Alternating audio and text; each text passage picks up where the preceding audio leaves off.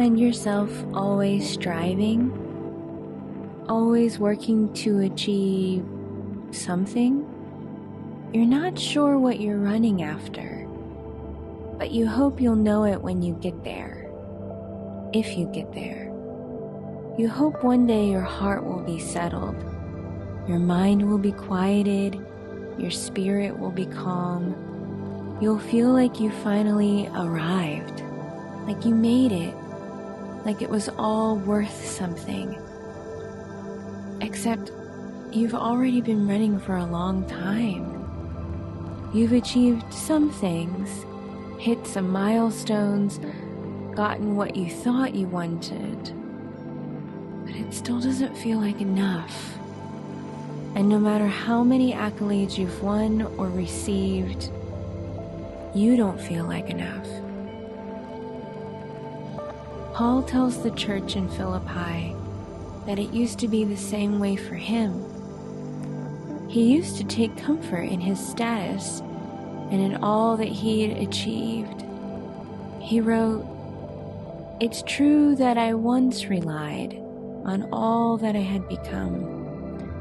I had a reason to boast and impress people with my accomplishments more than others, for my pedigree was impeccable.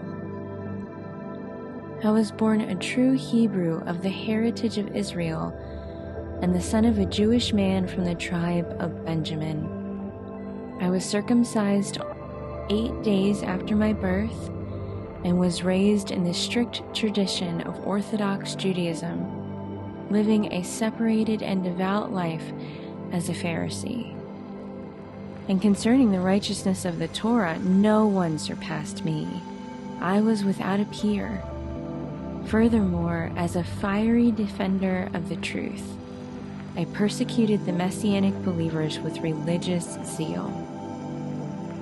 Yet all of the accomplishments that I once took credit for, I've now forsaken them, and I regard it all as nothing, compared to the delight of experiencing Jesus Christ as my Lord.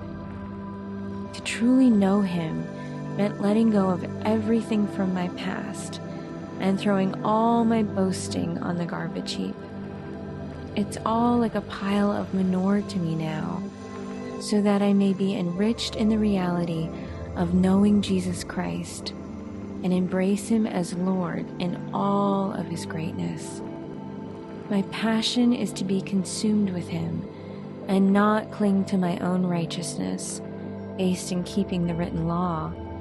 My only righteousness will be His, based on the faithfulness of Jesus Christ, the very righteousness that comes from God. Paul once clung to everything he thought made him worthy. He had status simply by his birth and heritage. He was set apart by his own choosing of religious self-righteousness. He studied more than anyone he knew. He was zealous and passionate concerning his beliefs. Paul grew up in a culture that valued deep devotion. Becoming a scholar and a zealot were the ways for him to achieve greatness in his day. It looks different for us today, with endless pathways to celebrity or influence. But maybe you found yourself clawing, attempting to pull yourself out of anonymity and into relevance. By becoming a Pharisee, Paul had selected himself.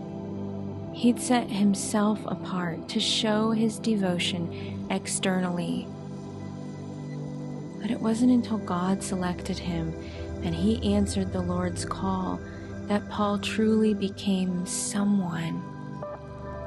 He realized every facet of his identity that he once relied upon was absolutely nothing in comparison to being in a relationship with Christ.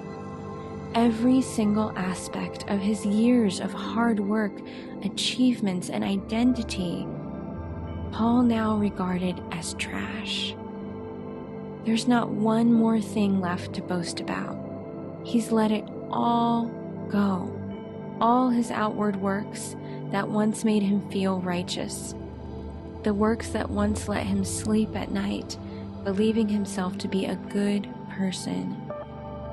He'd found that his righteousness can only be found in Jesus. There's no work good enough to pay for his own righteousness. It's all a free gift, based entirely on the faithfulness of Christ, not Paul's, nor yours. Your goodness is not based on anything you can do, but on the goodness of Jesus Christ and the fact that he has chosen to give it to you. When you, like Paul, realize this, it's the end of all works, the end of striving, the end of all your efforts. You realize nothing you could ever do will be enough to quiet your heart. Nothing will ever be enough. The only way to break free from the cycle of striving and endless toil is to accept the grace of God and be consumed with the Lord. Then your soul will find rest. Then your mind can stop its spinning, and you, like Christ, can sit down. By uniting with Jesus, you, too, may be seated in heavenly places. After all your constant running, working, and striving, doesn't that sound amazing? God takes no delight in your endless trying to make yourself good enough. You will always fail. Instead, he offers you a way to unite with his Son, to come to the table of grace and simply take a seat.